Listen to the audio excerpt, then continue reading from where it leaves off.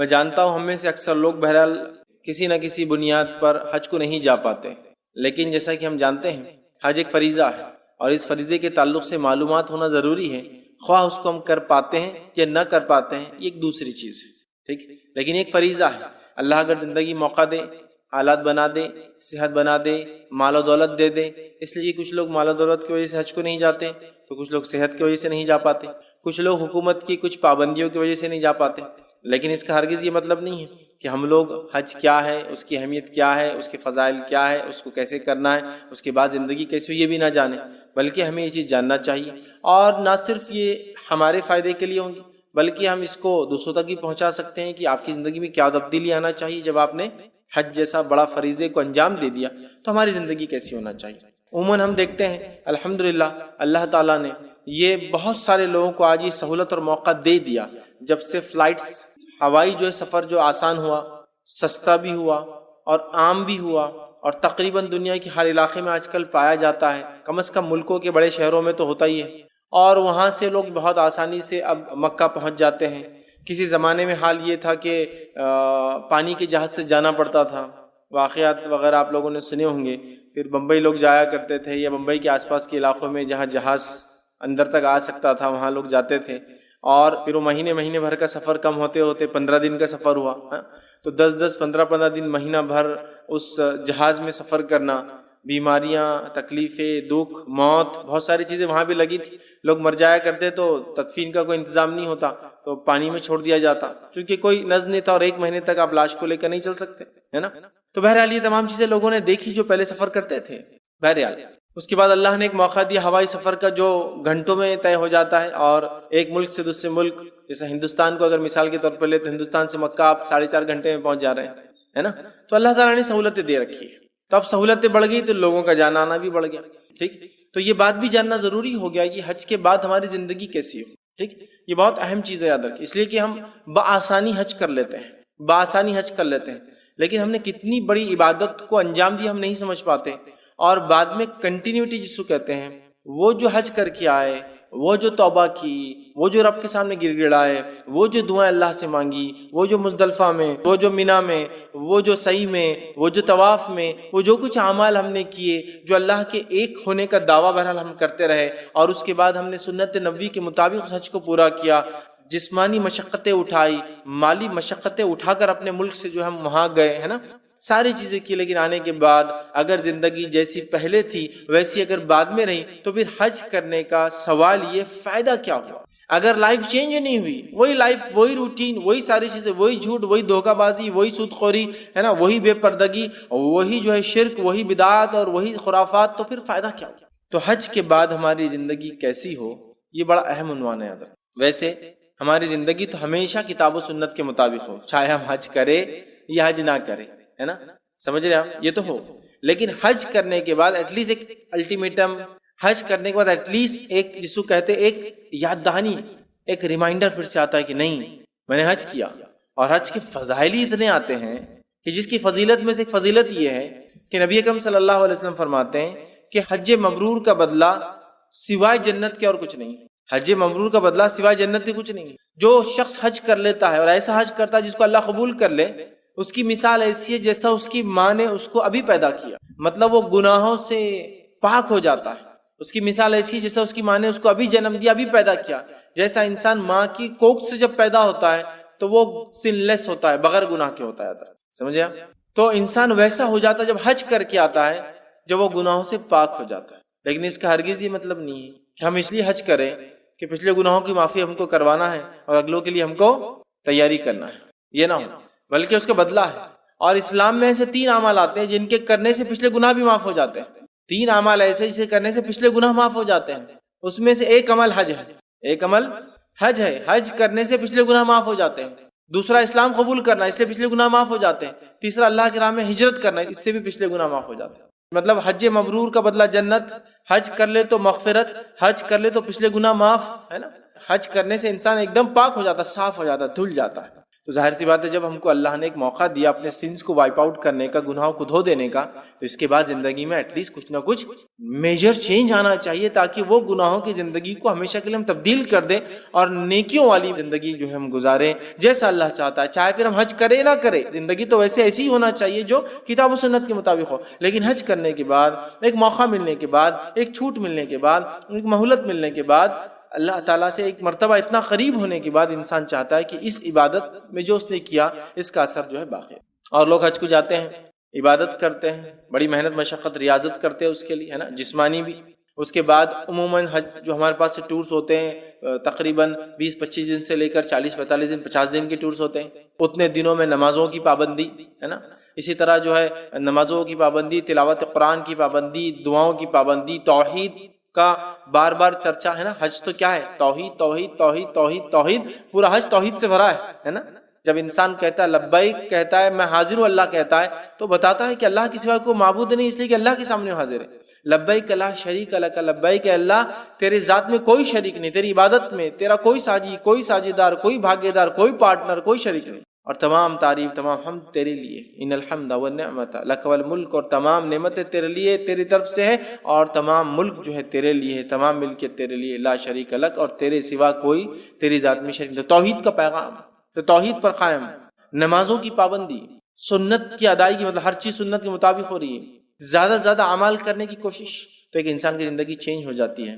لیکن یہ عجیب بات ہے، اگر ہم حج کر لیں اور حج کے بعد آئے، زندگی وہی رہی جہاں سے چھوڑ کر گئے تھے، معاملات وہ 40-50 دن کے، 30-35 دن کے چینج ہوئے، اور اس کے بعد پھر روٹین لائف کا وہی ہو گیا، تو پھر یقیناً حج کا ہم نے فائدہ نہیں اٹھایا. میں یہ نہیں کہہ رہا ہوں کہ آپ حج مت کیجیے اگر آپ کی لائف چینج نہیں ہوتی ہے، لیکن میں یہ کہہ رہا ہوں جو حج کرے تو لائف چینج کی. ٹھیک ہے، ہم اپنی زندگی کو تبدیل کریں، حج کی شروعات سے لے کر اس کے خاتمے تک، اور اس کے بعد کی ساری زندگی میں ہماری زندگی چینج ہو جائے. یاد رکھیے، یہ بڑی اہم بات ہے، یاد رکھیے. آئیے آگے بڑھتے ہیں. حج جو ہے یہ شرف عبودیت ہے.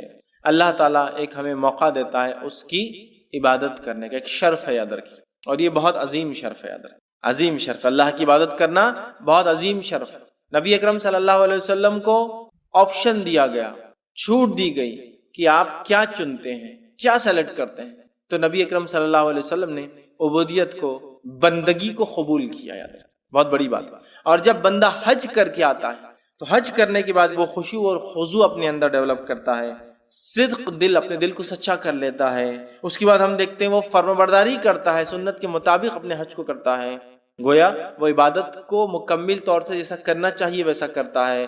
تو یہ ایک بہت بڑا شرف ہے عبادت کا، یاد رکھیے، عبودیت کا. اور حج ایک بہت بڑا جو ہے شرف ہے انسان کو، جو رب کی بندگی کرنے کا بہرحال ملتا ہے. آئیے، نبی اکرم صلی اللہ علیہ وسلم کو بھی جب یہ آپشن دیا گیا، اختیار دیا گیا، آپ کیا چنتے ہیں، دنیا اور اس کی جو ہے ملکیت چنتے ہیں یا ایک بندہ ہونا پسند کرتے ہیں، تو سنیے نبی اکرم صلی اللہ علیہ وسلم نے بھی عبادت کو پسند کیا رب کی. کتنا عظیم فریضہ ہے، کتنا عظیم عمل ہے. اللہ کی عبادت بہت عظیم چیز ہے، یاد رکھیے. اور حج ایک بہت بڑا مرکز ہے جس کو کہتے ہیں اللہ کی عبادت کا، یاد رکھیے، عبودیت کا. آئیے، نبی اکرم صلی اللہ علیہ وسلم کے تعلق سے آتا ہے، یہ مسند احمد کی روایت ہے. اور جبرائیل علیہ السلام نبی اکرم صلی اللہ علیہ وسلم کے پاس حاضر ہوئے. حاضر ہونے کے بعد ایک فرشتہ جو ہے پیدا کیا گیا. جبرائیل علیہ السلام حاضر تھے، اور روایت میں آتا ہے کہ ایک فرشتہ پیدا کیا گیا کہ کبھی زمین پر اس سے پہلے نازل نہیں ہوا تھا. ایک فرشتہ ایسا تھا جو پیدا کیا گیا تھا، لیکن پیدائش سے لے کر اب تک وہ کبھی بھی زمین پہ نازل نہیں ہوا تھا، اترا نہیں تھا. جب وہ فرشتہ آیا تو کہنے لگا نبی اکرم صلی اللہ علیہ وسلم سے، اے محمد صلی اللہ علیہ وسلم، مجھے اللہ تعالیٰ نے آپ کے پاس بھیجا ہے اور پوچھا ہے کہ آپ کو بادشاہ نبی بننا پسند ہے یا بندہ اور رسول بننا پسند ہے. آپ کو بادشاہ نبی بننا پسند ہے، مطلب نبی تو آپ ہے لیکن بادشاہت کے ساتھ، یا آپ بندہ اور رسول بننا پسند کرتے ہیں. جبرائیل علیہ السلام نے آپ صلی اللہ علیہ وسلم سے کہا، اے محمد صلی اللہ علیہ وسلم، اللہ کے سامنے تواضع سے کلام لے، یا تواضع سے کلام کرے، عاجزی اختیار کرے، چونکہ اب آپ کو آپشن دیا جا رہا ہے، اختیار دیا جا رہا ہے کہ آپ کو نبی اور بادشاہ نبی بننا ہے یا بندہ اور نبی بننا ہے. کیا آپشن ہے آپ کا؟ تو تواضع اختیار کیجئے.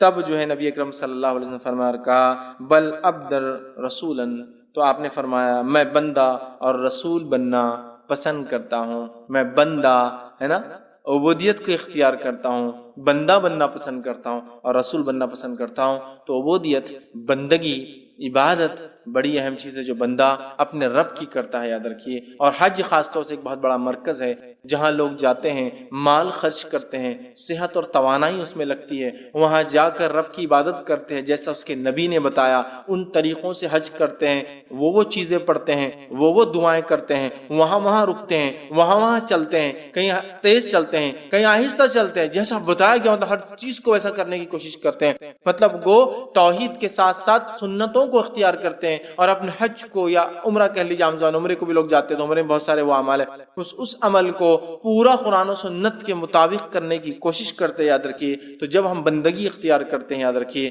یہ ایک بہت بڑا مقام ہے، یہ ایک بہت بڑا مقام ہے، اس چیز کو ہم یاد رکھیں۔ اور حج ایک بڑی عظیم عبادت ہے، حج خاص طور سے یاد رکھیے ایک اللہ تعالیٰ کی جو ہے بڑی عظیم عبادت ہے۔ جب اللہ نے جہاں کہا اس مقام پر ہم پہنچتے ہیں، ہے نا، جہاں سے نیت کا حکم ہے وہاں سے نیت کرتے ہیں، اس کی حدود میقات باندھی گئی ہے، اس کے بعد ہم آگے بڑھتے ہیں۔ لوگ دنیا بھر سے پتہ نہیں کتنی زبانیں بولنے والے آتے ہیں، اپنے سلے ہوئے کپڑوں کو نکال دیتے ہیں اور بغیر سلے ہوئے کپڑوں کو اختیار کر لیتے ہیں، گویا کپڑوں کو نکال کر ہم ایک طرح سے پچھلی زندگی کو تبدیل کر دیتے ہیں، یاد رکھیے۔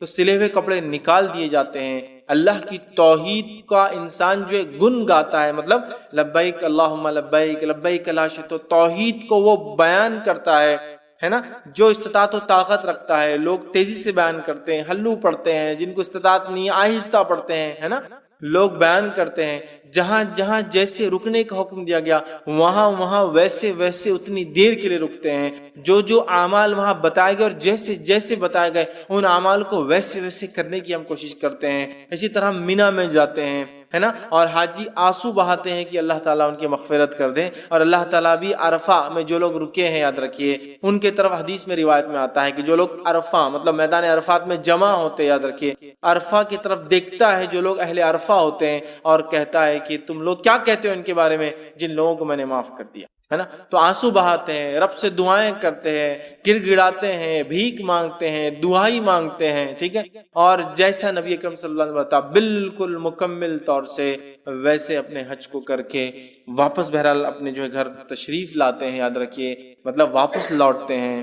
لیکن یہ دیکھا جاتا ہے اتنا سب کچھ کرنے کے بعد، اتنی عظیم عبادت کرنے کے بعد بھی اگر ہماری زندگی جو جیسی گئے تھے کپڑے اتارے تھے سلے ہوئے، پھر سلے ہوئے کپڑے پہننے کے بعد اگر وہیں لوٹ جائے، وہی پوزیشن میں آ جائے، تو بتائیے کیا فائدہ ہوا اس وقت اگر وہیں لوٹ جائے۔ تو حج ایک عظیم عبادت ہے، یاد رکھیے۔ اور اگر انسان حج کرنے کے بعد پچھلی زندگی پہ لوٹ جائے جو گناہ اور معصیت والی تھی، تو پھر اس کی مثال کیا ہے سنیے۔ حج کے تعلق سے جو موقع ہم کو فراہم کیا گیا اللہ تعالیٰ کی ایک بہرحال نعمت ہے، اور اس کے بعد جو انسان اپنے زندگی کو نہ بدلے، یاد رکھیے بدترین انسان ہے۔ صحیح بخاری کی روایت ہے، نبی اکرم صلی اللہ علیہ وسلم فرماتے اور کہتے ہیں جب میرا بندہ میری طرف ایک بالش بڑھتا ہے، یاد رکھیے، تو آپ صلی فرماتے اور کہتے ہیں بڑھتا ہے تو میں اس کی طرف ایک ہاتھ ایک بازو مطلب اختیار بڑھتا ہوں، اور جب وہ میری طرف ایک ہاتھ بڑھتا ہے تو میں اس کی طرف 2 ہاتھ بڑھتا ہوں، اور جب وہ میری طرف چل کر آتا ہے تو میں اس کی طرف دوڑ کر آتا ہوں۔ مطلب اگر ہم اللہ سے قریب ہونا چاہے، اللہ بھی یاد رکھیے ہمارے قریب ہوتا ہے، تو لہٰذا ہم جو حج کو جاتے ہیں وہاں اللہ سے توبہ کرتے ہیں، معافی مانگتے ہیں، تو ہم اللہ سے قریب ہوتے ہیں، تو اللہ بھی ہمارے قریب ہوتا ہے، یاد رکھیے۔ تو اپنے زندگیوں کو باقی رکھنا اس پر یاد رکھیے، بہت اہم چیز ہے، یاد رکھیے۔ اور نعمت کے تعلق سے میں یہ کہوں گا شکران نعمت جو اللہ نے دی ہے اس کو باقی رکھنے کا اصول کیا ہے؟ مطلب کسی نعمت کو باقی رکھنے کا اصول یہ ہے کہ اس کا شکر ادا کیا جائے۔ اگر ہم کسی نعمت کا شکر ادا نہ کریں تو جو ہے وہ بھی چلی جاتی ہے اور جو آنا ہے وہ بھی نہیں آتی ہے، یہ بات یاد رکھیں۔ تو شکران نعمت ہے، مطلب اللہ نے حج کا جو موقع دیا وہاں جا کے بہت سارے لوگ بہت ساری چیزیں سیکھتے ہیں، چھوٹے موٹے مسلک کے اختلافات ختم ہو جاتے ہیں۔ یہ مسلمان جا کر دیکھتے ہیں کہ ہم کتنی قومیت میں، کتنی کمیونٹیز میں، کتنے نیشنز میں دنیا کے اندر بستے ہیں، کتنی زبانیں ہم بولتے ہیں، کتنے رنگ میں ہم دنیا کے اندر پائے جاتے ہیں نا، مختلف قومیں، مختلف زبانیں، مختلف رنگ، لیکن وہاں آنے کے بعد اللہ کے بندے سب برابر، کوئی سلا ہوا کپڑا نہیں پہنتا ہے نا، تاکہ سب برابر، خوشبو نہیں لگا سکتا ہے کوئی، تاکہ سب برابر، اس لیے کہ ہو سکتا ہے اگر کپڑا بغیر سلا ہوا بھی ہو، خوشبو لگانے سے پتہ چلے سٹینڈرڈ کیا ہے، کوئی کپڑا نہیں، سر پہ کوئی چیز نہیں، تاکہ ہو سکتا ہے بادشاہ تاج رکھ کے آتے پھر فرق پتہ چل جاتا۔ سب اللہ کے بندے بالکل اللہ کے سامنے حاضر ہے اور کسی میں تمیز نہیں کر سکتے آپ کوئی دوسرے سے فرق ہے. بادشاہ بھی اور غلام بھی دونوں بھی اگر حج کو آئے تو دونوں برابر ہے. کوئی پہچان نہیں سکتا، نہ اس کے پاس تاج ہے نہ اس کے پاس کوئی علامت اسے پہچانا جا سکے کہ بادشاہ ہے، نہ اس غلام کو کوئی پہچان سکتا کہ غلام ہے، چونکہ دونوں اللہ کے بندے کی حیثیت سے کھڑے ہیں. تو یہ اللہ کی بڑی نعمت ہے، یاد رکھیے، جو حج کا موقع ہمیں دیتا ہے، ہم اس کا شکر بجا لائیں. شکر بجا لائیں کیسے؟ اس حج سے سیکھے ہوئے سبق کو باقی رکھ کر، اس حج میں کیے ہوئے اس توبہ پر عمل کر کے، اور حج سے پہلے کی زندگی اور اس کے بعد کی تبدیلیوں کے ذریعے یاد رکھیے کہ پہلے اگر معصیت اور گناہوں میں زندگی تھی تو اب میری لائف چینج ہو چکی ہے. یہ بڑی اہم بات ہے، یاد رکھیے، اس کو سمجھنے کی ہمیں جو ضرورت ہے. اللہ رب العزت سورہ نحل سورہ نمبر 16 اور آیت نمبر 53 میں فرماتا اور کہتا ہے وَمَا بِكُم مِّن نِعْمَةٍ فَمِنَ اللَّهِ، جو نعمتیں تمہیں حاصل ہے وہ سب اللہ کی دی ہوئی ہے، اللہ کی دین ہے، یاد رکھیے. اور دوسری جگہ سورہ نحل میں ہی اللہ نے فرمایا آیت نمبر 18 میں وَإِن تَعُدُّوا نِعْمَةَ اللَّهِ لَا تُحْصُوهَا إِنَّ اللَّهَ غَفُورٌ رَحِيمٌ. اللہ فرماتا اور کہتا ہے اور اگر تم اللہ کی نعمتوں کو شمار کرنا چاہو تو نہیں کر پاؤں گے، بے شک اللہ بہت بخشنے والا اور بڑا مہربان ہے. تو اللہ کی عظیم نعمت ہے، یاد رکھیے، جو اس نے حج کا ہمیں موقع دیا. جب ہم حج کرتے ہیں تو اللہ سے حسن ظن رکھے، اچھا گمان رکھے کہ اللہ نے ہمیں معاف کر دیا ہوں گا، ہمارے گناہوں کو بخش دیا ہوں گا اور ہماری زندگی انشاءاللہ سب تبدیل ہو جائیں گی. تو اللہ سے اچھا ظن رکھے، اس لیے کہ صحیح بخاری کی روایت ہے، نبی اکرم صلی اللہ علیہ وسلم فرمایا اور کہا میں اپنے بندے کے اپنے بارے میں کیے گئے ظن گمان کے مطابق پورا اترنے والا ہوں.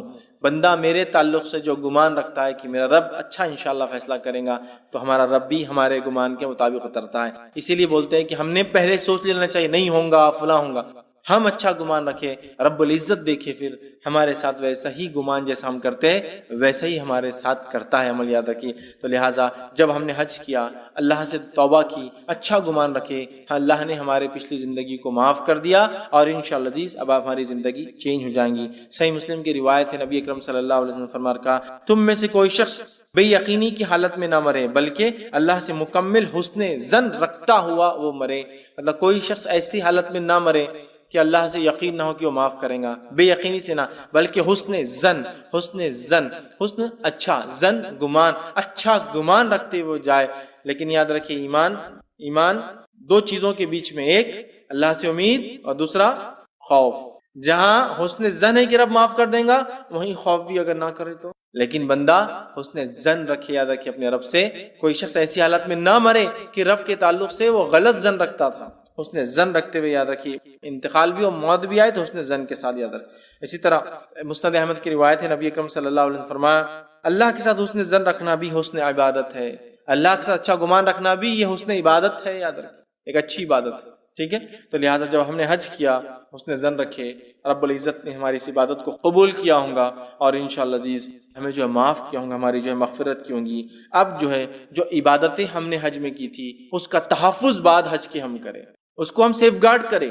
جو عبادتیں حج میں کی اس کو ہم حج کے بعد بھی باقی رکھیں. اب آپ کہیں گے حج میں خاص عبادت کیا ہے؟ جو خاص عبادتیں ہیں وہ تو بعد میں ہوتی نہیں ہیں، جیسے کہ طواف سعی، وہ تو موقع ہی نہیں کرنے کا ہے نا، وہ تو وہیں ہوں گا. پھر کیا ہے حج کے بعد عبادتوں کا جو میں تحفظ کہہ رہا ہوں وہ یہ ہے کہ حج میں ہم نمازوں کے پابند تھے، اب حج کے بعد بھی نمازوں کی پابند ہو. ایسا نہ ہو جیسا رمضانی معاملہ ہمارا چل رہا ہے، رمضان ہے تو نمازوں کی پابندی شروع، رمضان ختم تو نمازوں کی پابندی ختم. یقیناً میں آپ پہ الزام نہیں لگا رہا ہوں، لیکن یہ عموماً دیکھا جاتا ہے. رمضان میں مسجدیں کتنی بھری ہوئی ہوتی ہے اور غیر رمضان کتنی ہوتی ہے اس سے ہم اندازہ لگا سکتے ہیں. عید کو کتنی بھری ہوتی ہے اور جمعہ کو کتنی بھری ہوتی ہے اور غیر عید اور غیر جمعہ کو کتنی بھری ہوتی ہے، آپ اس سے اندازہ لگا سکتے ہیں. ٹھیک ہے، تو یہ بڑی اہم چیز ہے، یاد رکھیے اہم چیز ہے. یقیناً میں نہیں کہہ رہا ہوں سارے دنیا میں لوگ ایسے ہوتے ہیں، بلکہ دنیا کے ایسے ممالک بھی ہیں. اگر آپ نے سوڈان کا نام سنا ہوگا، افریقہ کا ایک ملک ہے، ان لوگوں کے تعلق سے خصوصیت یہ ہے اور لوگوں نے مجھے بتایا، اس کی کئی لوگوں نے گواہی دی، خصوصیت یہ ہے نماز اور عبادت کے بڑے پابند ہوتے ہیں. اگر ان کو نماز کو وقت دے دیا جائے تو بولتے باقی کچھ بھی نہیں ہونا. پھر دنیا کے پیچھے بھاگنے والے لوگ نہیں ہیں. بہت عجیب معاملہ ہے، نمازوں کی اتنی پابند کہ لوگوں نے یہ سچے واقعات بتائے کہ جمعہ میں جتنا رش ہوتا ہے فجر میں بھی اتنا ہی ہوتا ہے. ایسی بھی قومیں ہیں کچھ، کیونکہ ان کو یہی ہے، بولتے 5 وقت کی نماز اور روٹی مل جائے کھانے کی، اس کے علاوہ کچھ نہیں چاہیے، ان کو پرواہ نہیں کرتے باقی دن. تو ایسی بھی قومیں ہیں جہاں فجر اور جمعہ میں رش ایک جیسا ہوتا ہے، ایسے بھی ہے. لیکن ہندوستان کا حال کیا میں بول سکتا ہوں، جس ملک میں میں رہتا ہوں، کہ حالت یہ ہے کہ جب رمضان آتا ہے تو میں سمجھتا ہوں اگر 100 اٹینڈنس لگتی ہے تو غیر رمضان وہ 5 to 10 کے بیچ میں چلی جاتی. مطلب جہاں رمضان میں فجر میں بھی آپ کو جگہ نہیں ملیں گی نماز کے لیے، یعنی غیر رمضان آپ کو شاید 1 صف یا 2 میں ہو جائے، پبلک فل ہو جاتی ہے. تو اسی لیے میں کہہ رہا ہوں ٹھیک. تو عبادتیں ہم نے کی، تو کیسا نہ ہو بعد حج کے ہم یہ سوچے کہ اب تو اللہ نے قبول کر لیا ہوں حج، معافی ہو گئی، اب نیا اکاؤنٹ کھولتے گناہوں کا، پھر نہیں، اب میں جیسا نمازوں کی پابندی کر رہا تھا یہاں آنے کے بعد بھی نمازوں کی پابندی کرنے لگوں، جیسا حج میں نے ہر عمل سنت کے مطابق کیا، ایک چیز کو بھی آگے پیچھے نہیں کیا، 7 طواف کے بدلے 8 نہیں کیا، اس لیے کہ میں جانتا ہوں 7 طواف کے بدلے اگر 8واں کر لوں نا تو گناہ میں شمار ہو جائیں گے، حالانکہ طواف ہے لیکن گناہ میں شمار ہوں گا۔ جس عمل کو نبی نے نہیں کیا اور نہیں بتایا وہ کام نہیں کر سکتا، بلکہ اس کے اندر بھی رمل ہو سکتا ہے، تو ابھی چونکہ رج بہت ہوتا ہے تو رمل مشکل، رمل سمجھتے آپ تھوڑا تیز چلنا، کیوں؟ اس لیے کہ نبی اکرم صلی اللہ علیہ وسلم کے زمانے میں جب آپ کو عمرے کا موقع نہیں دیا گیا، حدیبیہ ہوئی کہ اگلے سال آنا، اگلے سال جب گئے تو لوگوں نے کہنا شروع کیا، ارے یہ مسلمانوں کو تو مدینے کی آب و ہوا نے، مدینے کی آب و ہوا یاد رکھ، یثرب بہت بیماریاں ہوتی تھی وہاں، مدینے کے بخار نے ڈھیلا کر دیا ان کے جسموں کو، تو تب نبی اکرم صلی اللہ علیہ وسلم نے کہا ہم رمل کریں گے، تیز چلیں گے تاکہ انہیں پتہ چلے ہم کمزور نہیں ہوئے۔ عمر ابن خطاب رضی اللہ عنہ نے فرمایا رمل تو ہم نے مشرکوں کو دکھانے کے لیے کیا تھا، رمل تو مطلب آپ کی زندگی کے بعد جب وہ خلیفہ تھے ایک دن کہنے لگے رمل تو ہم نے مشرکوں کو جب بتایا تھا ہم کمزور نہیں ہیں، لیکن ہم آج بھی رمل کریں گے، اس لیے کہ ہمارے نبی نے کیا تھا، وجہ جو بھی تھی، لیکن آج رمل کریں گے۔ تو موقع جس کو ابھی موقع نہیں ملتا، رج بہت ہوتا، لیکن ملے تو ضرور کریں، ہے نا؟ تو گویا جہاں ہم نے عبادتیں کی، فرائض کا اہتمام کیا، وہیں ہر عمل کو من اور ان، جو کا تو، اپ ٹو دا ڈاٹ جس کو بولیں گے، فل سٹاپ تک ہم نے سنت کے مطابق۔ تو حج سے آنے کے بعد بھی تمام زندگی کے معاملات، نماز، روزہ، زکوٰۃ، جیسے حج ہم نے اس کے مطابق کیا، تجارت، حسن سلوک، اچھے معاملات، رشتہ داری کو جوڑے رکھنا، تمام معاملات بھی اب سنت کے مطابق ہی ہوں گے، اس سے ہٹ کر کوئی کام نہیں ہوگا۔ یہ ہم معمول بنا لیں زندگی۔ واپس آ رہے ہیں نا، عبادتیں کی باقی رکھیے، ہے نا؟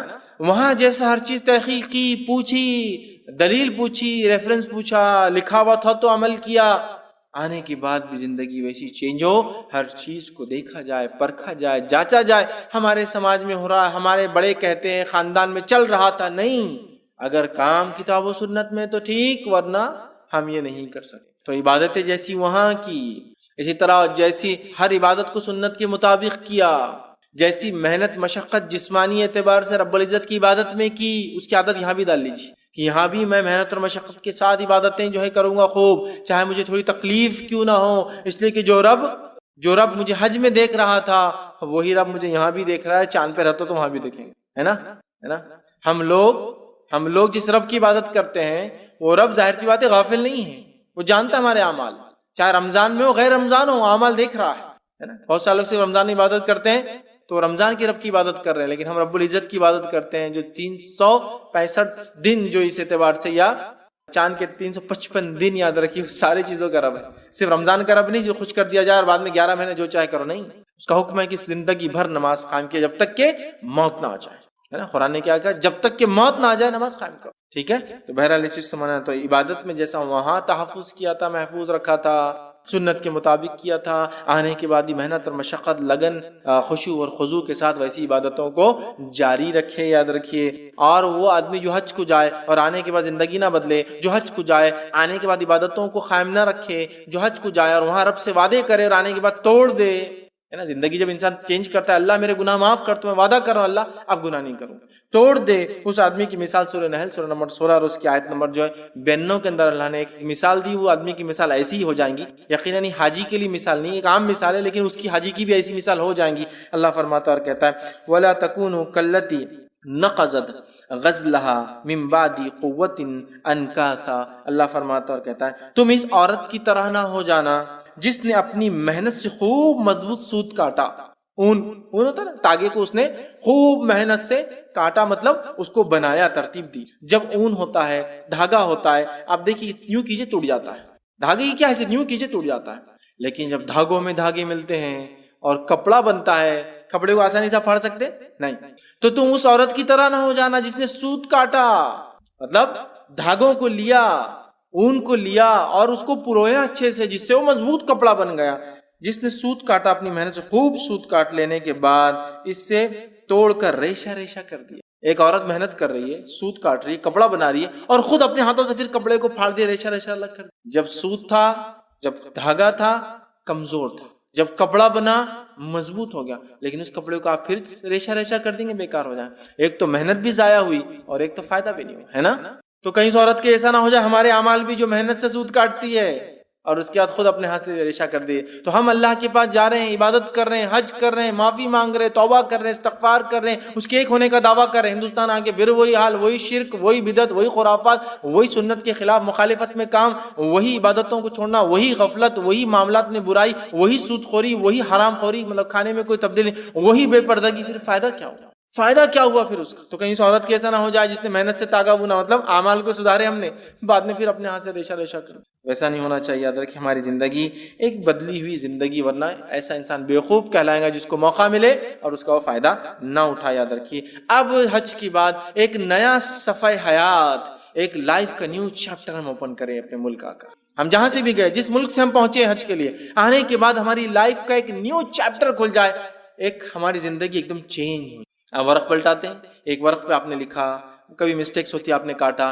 لیکن جب آپ پیج کو پلٹا دیتے ہیں ایک نیا پیج شروع ہو. تو بس حج کے بعد زندگی جو ایک نئے سرے سے ہماری شروع. یاد رکھیے نئے صفحہ حیات کی ہم ابتدا کریں. یاد رکھیے حج کے بعد، اور خوب وہ اعمال جو حج میں کیے تھے ان کو باقی رکھے غیر حج میں بھی، اور وہ ساری چیزیں جو محنت اور مشقت، لگن، اخلاص کے ساتھ ہم نے کی تھی ان تمام چیزوں کو بھی کریں. یہ الگ بات ہے کچھ لوگ حج کو بھی جاتے ہیں تو وہاں بھی خرافات اور بدعتیں کرتے ہیں. میں اپیل کروں گا لوگوں سے، جب حج کو جاتے ہیں حج کیسے کرنا ہے، کیا کرنا ہے، یہ پڑھ کر جائیں میرے بھائیوں. ورنہ میں نے لوگوں کو دیکھا، لوگ 2-2 لاکھ، 3-3 لاکھ، 4-4 لاکھ، 5-5 لاکھ روپے حج کو جانے کے لیے بھرتے ہیں. الگ الگ ممالک میں قیمتیں بدلتی ہے پیسے کی، تو اس میں بھی معاملہ بہت آگے پیچھے ہو جاتا ہے. کچھ ممالک میں تو 6-7 لاکھ بھی لگ جاتے ہیں، چونکہ ان کا پیسہ ہم سے کم ہوتا ہے.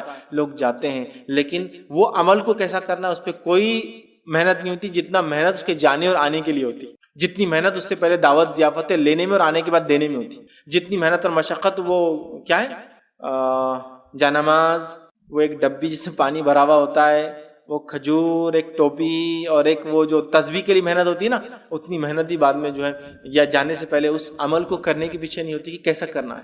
بلکہ میں تو یہاں تک دیکھا ہے لوگوں کو کہ 2-2 لاکھ روپے بھرتے ہیں اور 200 روپے کی کوئی کتاب جو حج کا طریقہ سکھاتی ہے وہ لینے کی ان کی حیثیت نہیں نظر آتی. ارے نہیں کہاں اتنی مہنگی کتاب، اتنا پیسہ لگا رہے. تو وہ تو ایک الگ ہی مسئلہ ان لوگوں کا، لیکن جو لوگ سمجھتے ہیں ان کے لیے ضروری اپنی لائف کو چینج کریں، ایک نئے صفحے کا آغاز کریں، ایک نیو لائف ہو. یاد رکھیے اور لوگ سمجھ جائے کہ واقعی میں اس شخص نے حج کیا، اس کی زندگی بدل گئی. اس لیے کہ حج کرنے سے انسان کی مثال ایسی ہے جیسا اس نے ماں کے پیٹ سے آج جنم لیا، پیدا ہوا، اس کے گناہ معاف ہوتے ہیں. اور حج کا بدلہ جنت کے سوا کچھ نہیں ہے. حج مبرور کا بدلہ مغفرت ہے، انسان کی جنت ہے. تو ہم اس عمل کو سنت کے مطابق جیسا وہاں کرتے ہیں تو اپنی زندگی کو ہم چینج کر دیں. یاد رکھیے. اور حج کا ایک سب سے بڑا پیغام جو حج میں ہوتا ہے، یاد رکھیے وہ حج کا پیغام کیا ہے؟ توحید. یہ توحید سب سے بڑا پیغام ہے حج کا. یاد رکھیے، ہے نا، توحید. یاد رکھیے چاہے تلبیہ ہو جو ہم پکار رہے ہیں، ہے نا، جس کے اندر ہم کہتے ہیں اے اللہ حاضر لبیک اللہم لبیک لبیک لا شریک لک لبیک، تیری ذات میں اللہ کوئی شریک نہیں. توحید سب سے بڑا پیغام ہے نا.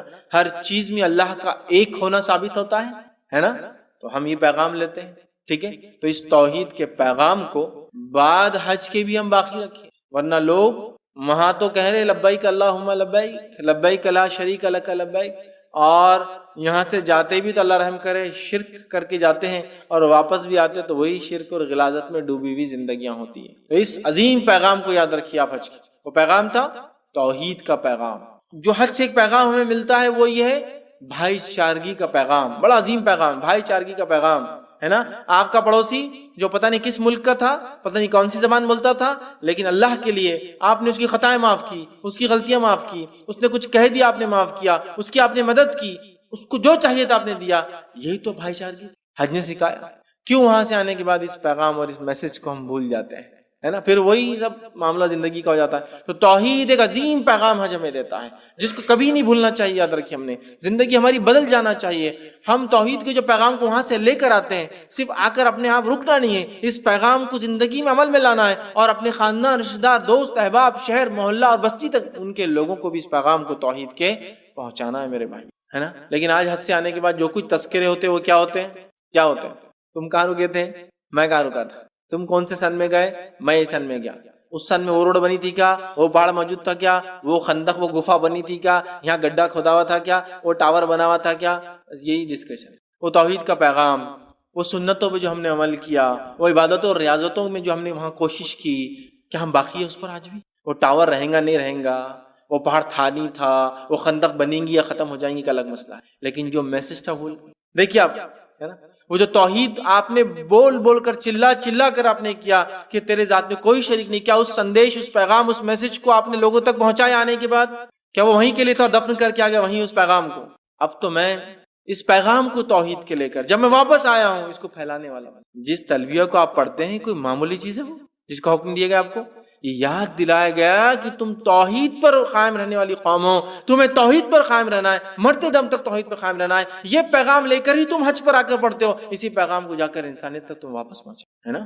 آپ سمجھ رہے ہیں تو کتنی بڑی بات ہے۔ لیکن ہمارے پاس جو کچھ یاد ہوتا ہے دیکھیے آپ سب کیا ہے، یہی ساری چیزیں ہیں باقی، کہ یہی چیزیں باقی ہیں کہ ہم جس سے یاد کریں حج کو، ان کھجوروں سے، وہ پانی سے، ان تسبیحات سے، ان توغروں سے، ان جانمازوں سے، یا ان کپ اور سوسر جو ہاں سے لا رہے چائے کی، یہ پہلے حج میں لایا تھا، دوسرے بار گیا تو لایا تھا، تیسرے عمرے کا، یہ پانچویں فلاں کا ہے، یہ باقی رہ گیا۔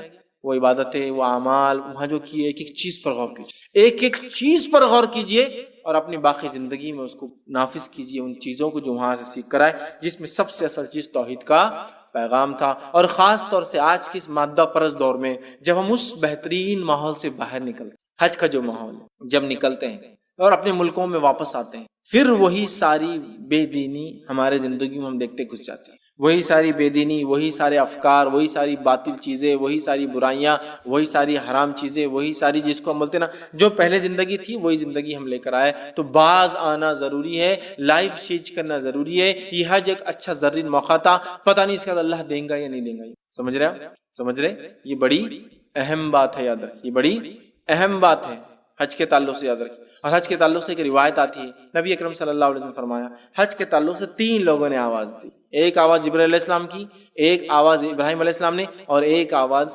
شیطان نے دی۔ جو لوگوں نے مطلب عالم ارواح میں شاید یہ ہوا کیونکہ اس میں حدیث میں تفصیلات نہیں، جن لوگوں نے جبرائیل علیہ السلام کی آواز پر لبیک کہا وہ لوگ ہوں گے جو حج کو جائیں گے، اللہ ان کا حج قبول کرے گا اور وہاں انتقال کر جائیں گے، ٹھیک ہے۔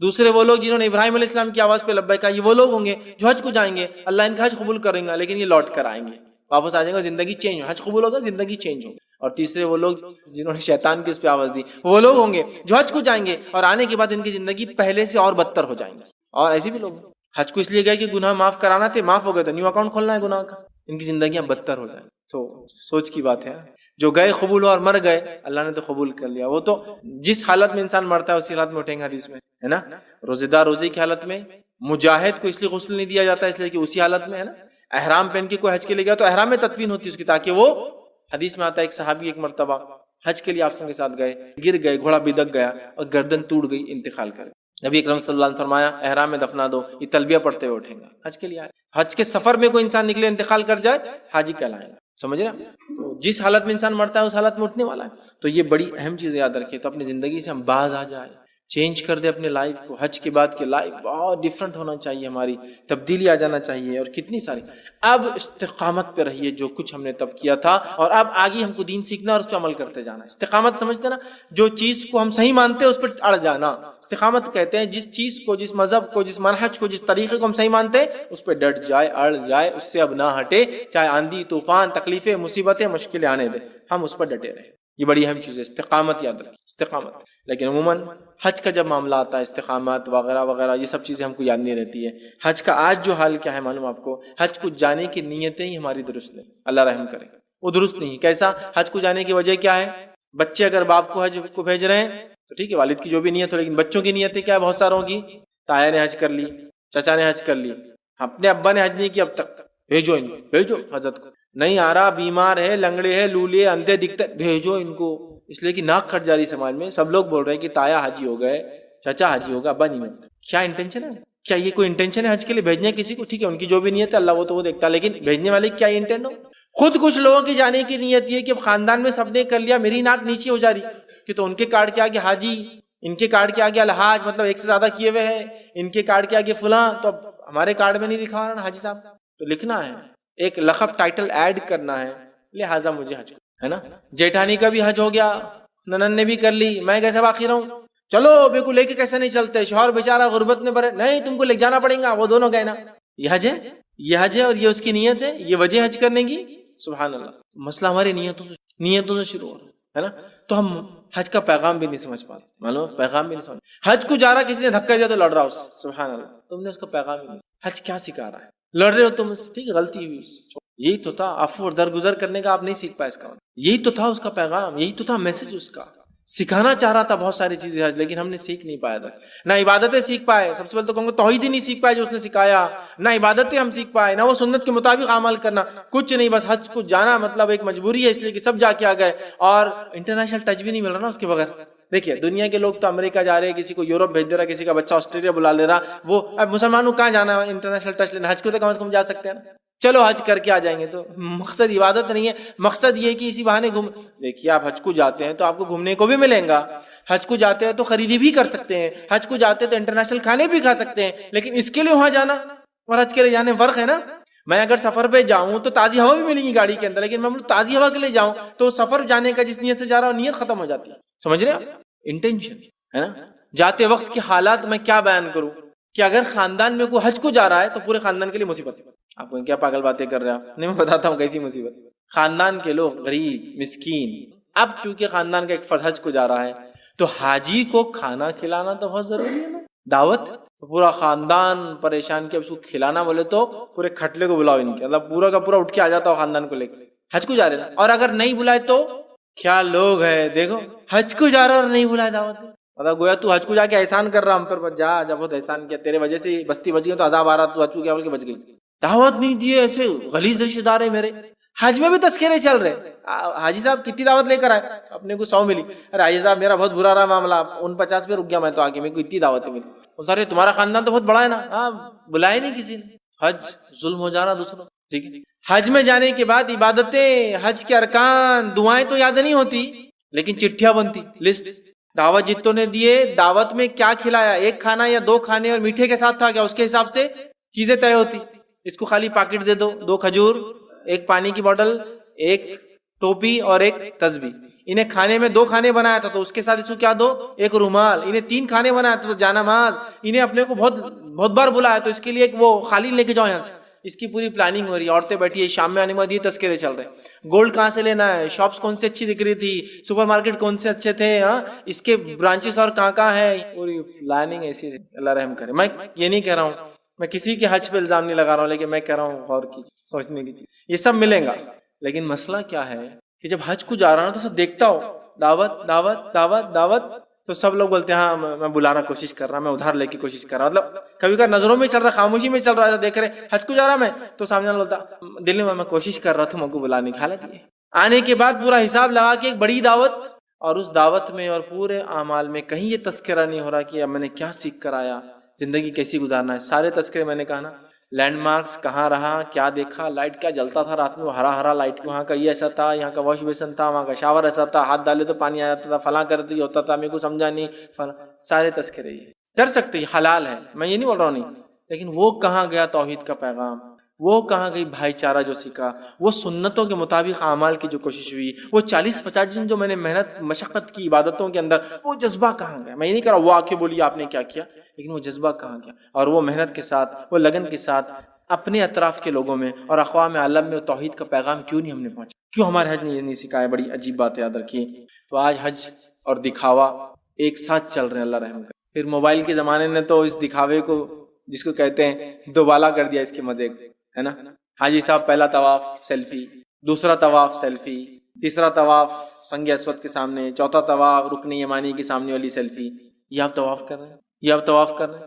پورے پبلک کو ہٹا کے 4 لوگ انڈیا سے آئے, اتنے دور سے آئے, چل فوٹو کھینچ فوٹو کی, تو گروپ فوٹو بھی چاہیے کہ کعبے کے پاس تھے. فرشتے تو لکھ رہے ہیں, لیکن دنیا میں بھی تو بتانا ہے نا اپنے گئے تھے بول کر. فرشتے تو لکھ لیے کہ بھائی آئے تھے, لیکن دنیا میں تو بتانا ہے جانے کے بعد کیا آئے تھے, ورنہ کیسا کوئی یقین کرے گا کہ آپ نے وہ کیا. اور میں بتا رہا ہوں بہت سیریس ایشو ہے یہ. ایک مرتبہ میرا جو سفر میں جانا ہوا تو کسی نے مجھ سے پوچھا کوئی فوٹو وہاں کی, میں نے کہا نہیں, یہ گواہی تو میں بھول گیا لینا, یہ گواہی نہیں ہے میرے پاس کہ میں وہاں گیا تھا. کیا فائدہ, کہ تو آج کل بڑا امپورٹنٹ ہے یہ, کیا کھاتے ہیں, کہاں بیٹھتے ہیں, کیا کرتے ہیں. تو حج تو ایک بڑی اہم چیز. حج اور سیلفی نے تو میں کیا بتاؤں, حج اور عمرہ اور سیلفی کی حقیقت میرا ایک پورا اس پہ چھوٹا سا بیان ہے, آپ سنیے کبھی. تو ہمارے حج برباد ہو رہے ہیں, عبادتیں برباد ہو رہی. احرام ایسا اس لیے باندھا جا رہا ہے, اللہ رحم کر, کہ وہ سیلفی میں اچھا ہے, اپنے آپ کو اچھا رکھنا, اچھی چیزیں پہننا, یہ منع نہیں, لیکن مقصد دیکھیے آپ, چونکہ لوگ دیکھیں گے نا, تو مقصد اصل ہے, یاد رکھیے. مقصد اصل ہے. عورتیں ہماری جاتی ہیں ماشاءاللہ حج کے لیے، عمرے کے لیے، لیکن کوئی انٹینشن نہیں ہے کیوں جا رہے ہیں، کیا کرنا ہے، کوئی سمجھ نہیں، کوئی سمجھ اختیار نہیں کی جا رہی. نتیجہ حج مطلب نیا زیور ہے نا. عورتیں جب عورتوں سے ملتی کیا پوچھ رہی ہے حج کے بعد، اور جانے سے پہلے کیا پلاننگ چل رہی ہے. میں نہیں کہہ رہا ہوں سب کرتے، لیکن یہ ہو رہا ہے. یہ بات آپ کو میری ماننی ہی پڑے گی. حج گئے تھے وہاں کیا لے کر آئے، تو انہوں بول رہے ہم نے کچھ نہیں لایا. ارے رے رے رے رے رے ایسی دکھ رہے ہیں. حج بھی ان کا کام کا نہیں دکھ رہا اور حیثیت سے بیکار دکھ رہی. جب وہ حج سے آئے ہاتھ دیکھا گیا تو ہاتھ میں نہیں انگوٹھی تھی. ماشاء اللہ حج، ہاں مدینہ مکہ، اچھا اچھا اچھا دونوں طرف کے الگ الگ، مطلب یہ مدینے کا گولڈ اور یہ مکہ کا گولڈ. اچھا اچھا، اس سے سمجھ میں آیا کہ حج ہوا، مکمل ہوا اور قبول بھی ہوا ماشاءاللہ. دیکھیے اب یہ ہو رہا ہے. شادی ہونے والی گھر میں تو حج اور عمرے کو چلو، زیورات کی خریدی وہیں کر لیں گے اسی بات. یہ ہو سکتا ہے، حلال ہے، جائز بھی. آپ حج کو جا ساتھ میں کوئی اور نیت رکھ الگ بات ہے، لیکن آپ کا انٹینٹ جانے کا ریزن یہ چیزیں بن رہی ہیں. یہ میں بولنا چاہ رہا ہوں، یہ بڑا مسئلہ. عبادت ایک الگ چیز ہے، عبادت کے ساتھ ہونے والے نفع ایک الگ چیز ہے. جیسا میں حج گیا تو میں نے جہاز کا سفر کیا جو میں نے پہلے نہیں کیا تھا، تو مجھے وہ علم ملا، صحیح بات ہے. حج گیا بہت ساری چیزیں میں نے سیکھی جو دنیا میں چلتی ہے، ٹھیک ہے نا. لیکن اگر میں یہ سوچوں کہ حج کو جاؤں گا تو اسی بہانے جہاز میں بیٹھنے مل جائے گا، نیت کا مسئلہ ہے. سونے اور چاندی، کپڑے، اور اگر برقع نہ لایا تو پھر تو کچھ نہیں کیا آپ نے، بیکار رہا حج بھی اور بیکار رہا عمرہ بھی. نعوذ باللہ. کیا فائدہ ہوا؟ برقع نہیں لائے تم نے، عربی اسٹائل کا لانا تھا تو یہ کیا انڈین اسٹائل کا لائے. سمجھ رہے ہیں آپ؟ غور کیجئے، چیزیں چھوٹی لگنے میں لیکن کیا کرتی ہے، پورے اعمال کو برباد کرتی ہے نا. ریا، دکھاوا، نام نمود، مقصد چینج رہتا. میں یہ بتانا چاہ رہا تھا بس، اور کچھ بھی نہیں. یاد رکھیے، اور یاد رکھیے سب کچھ کرنے کے بعد بھی حج، یہ خوف ہمیشہ دل میں ہونا چاہیے اگر اللہ قبول نہ کرے تو. شروع میں نے کہا نا، مومن کا معاملہ، ایمان کا معاملہ بیچ میں ہے، امید اور خوف. امید بھی رکھنا اللہ نے انشاءاللہ قبول کیا، حسن زن.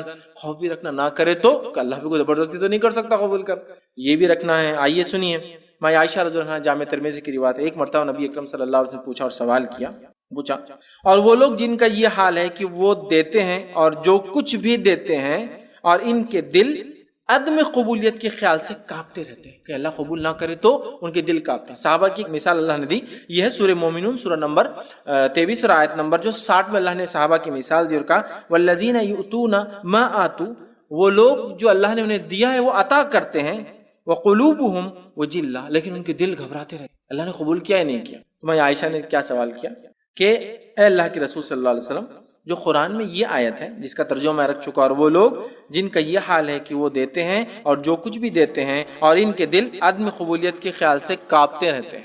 ٹھیک، وہ لوگ جو اللہ کی راہ میں دیتے ہیں لیکن ان کے دل دینے کے بعد بھی کانپتے ہیں. میں عائشہ نے سوال کیا اور پوچھا، میں نے عرض کیا کیا ان سے وہ لوگ مراد ہے جو شراب پیتے ہیں، چوری کرتے ہیں؟